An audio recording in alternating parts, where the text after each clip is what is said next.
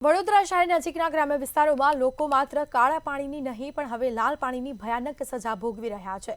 Industrial ઝોનમાંથી chemical mix પાણી છોડાતા નદીઓ અને જમીન બંને પ્રદૂષિત થયા છે અને પરિણામે સ્થાનિકોમાં રોષ જોવા મળ્યો છે। જોઈએ સમગ્ર મામલો આ અહેવાલમાં। વડોદરાના ગ્રામ્ય વિસ્તારમાં હાલત અત્યંત દયનીય બની। નાગરિકો કાળા પાણી નહીં પણ લાલ પાણીની સજા ભોગવી રહ્યા। ઇન્ડસ્ટ્રીયલ ઝોનમાંથી કેમિકલ યુક્ત પાણી છોડાય છે નદીમાં। સ્થાનિક લોકોને શુદ્ધ પાણી ભરવા જવું પડે છે 12 કિલોમીટર દૂર। કેમિકલ યુક્ત પાણીના કારણે જમીન પેદાશ માટે અયોગ્ય બની છે। રોજગારની તંગી વચ્ચે આરોગ્ય અને પર્યાવરણ જોખમમાં। પર્યાવરણ પ્રેમીઓ અને સમાજ સેવકો પણ ચેતવણી આપી ચૂક્યા।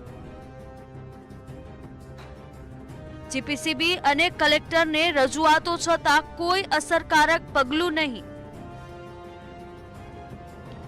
કારખાનાઓ બેકફૂટ વગર કેમિકલ છોડે છે નદીઓમાં।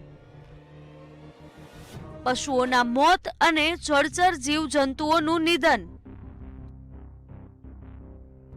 વડોદરા નજીકના ગ્રામ્ય વિસ્તારમાં હાલત અત્યંત દયનીય બની ગઈ છે। અહીં રહેતા નાગરિકો હવે કાળા પાણી નહીં પણ લાલ પાણીની સજા ભોગવી રહ્યા છે। આસપાસના ઇન્ડસ્ટ્રીયલ ઝોનમાંથી કેમિકલયુક્ત પાણી નદી અને જમીનમાં સીધું છોડવામાં આવતું હોવાને કારણે લોકો માટે પીવાના પાણીનો ગંભીર પ્રશ્ન ઊભો થયો છે। હવે સ્થાનિક લોકોને શુદ્ધ પાણી ભરવા માટે 12 કિલોમીટર દૂર જવું પડે છે। કેમિકલ યુક્ત પાણીના કારણે જમીન પણ પેદાશ માટે અયોગ્ય બની ગઈ છે, જેના કારણે ખેડૂતો ખેતી કરવામાં અસમર્થ બન્યા છે। જમીન અને પાણીના દૂષણના કારણે પશુપાલન પણ જોખમમાં છે અને પશુઓના મોતના અનેક બનાવો સામે આવ્યા છે। પાણી છોડવા માટે જેવો વરસાદ ચાલુ થાય તેવું બહુ મોટી સંખ્યામાં 2 લાખથી 5 લાખ ટીડીએસ સુધીના કેમિકલના પાણી આ લોકો પીવાલાયક મહીસાગર નદીની અંદર છોડી દેતા હોય છે। એક બાજુ નર્મદાજીને જોવો તો ત્યાં 10 થી 20 ટીડીએસનું પાણી પસાર થતું હોય ચાલુ વેનમાં, ત્યારે મહીસાગરની અંદર 250 થી 300 ટીડીએસના પાણી પસાર થતા હોય છે।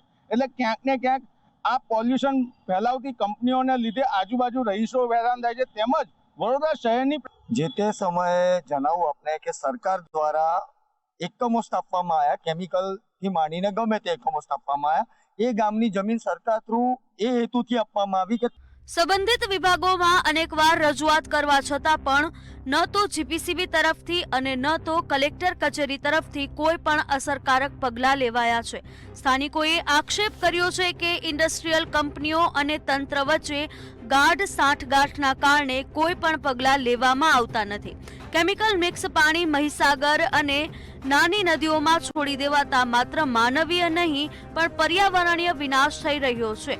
યુવાનો બેરોજગારીના ભોગ બની રહ્યા છે। વિસ્તારમાં રોજગારીની તંગી વચ્ચે આરોગ્ય અને પર્યાવરણ બંને જોખમમાં મુકાયા છે। તમે કેમિકલનું પાણી છોડો છો, સૌથી પહેલા તો જલચર પ્રાણીઓનું તમે જો કે એમનું મૃત્યુ થતા હશે, અને બીજું કે જે પ્રમાણે કેમિકલવાળા જે પાણી છે બધું તમે જમીનમાં છોડો છો તો એની અસર કેટલી મોટી થશે। એટલે આ ખૂબ મોટો ગંભીર વિષય છે। એટલે સરકારે ખરેખર આવી કંપનીઓમાં જઈને લાલાક કરવી જોઈએ, આમના પર આ લોકોને બધાને દંડિત કરવા જોઈએ। કાળા પાણીની સજાનું નામ તો આપણે કદાચ સાંભળ્યું જ હશે, પરંતુ વડોદરાના નાગરિકો કે જે છેવાડે રહેલા જે ઔદ્યોગિક એકમો છે તેની આજુબાજુ વિસ્તારના ગામડાના જે સ્થાનિકો છે તેઓ લાલ પાણીની સજા જે છે તે કાપી રહ્યા છે।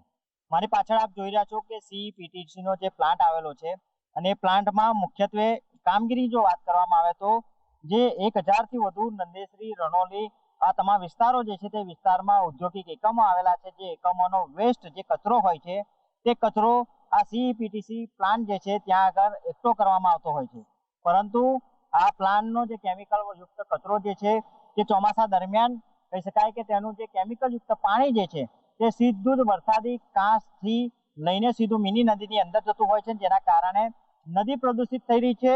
જમીનોના જળસ્તર છે તે પણ અત્યારે પ્રદૂષિત થઈ રહ્યા છે।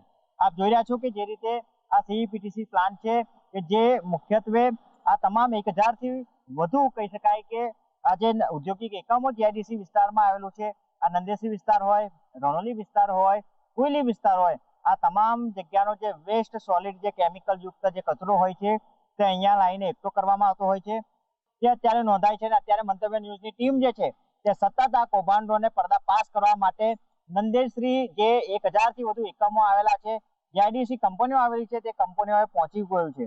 આપ જોયા છે મારી પાછળ કે એ સીપીટીસી જે પ્લાન્ટ જે છે તે પ્લાન્ટનો કચરો વેસ્ટ જે અહીંયા આગળ એકઠો કરવામાં આવતો હોય છે અને ત્યારબાદ આ જે કેમિકલ યુક્ત પાણી જે છે તે સીધું જ વરસાદી કાંસથી મિની નદીની અંદર પ્રવેશ કરવામાં આવે છે, જેના કારણે જમીન, નદી અને કહી શકાય કે હવાનું પ્રદૂષણ પણ અત્યારે વડોદરાના એકમોમાં વધુ ફેલાઈ રહ્યું છે.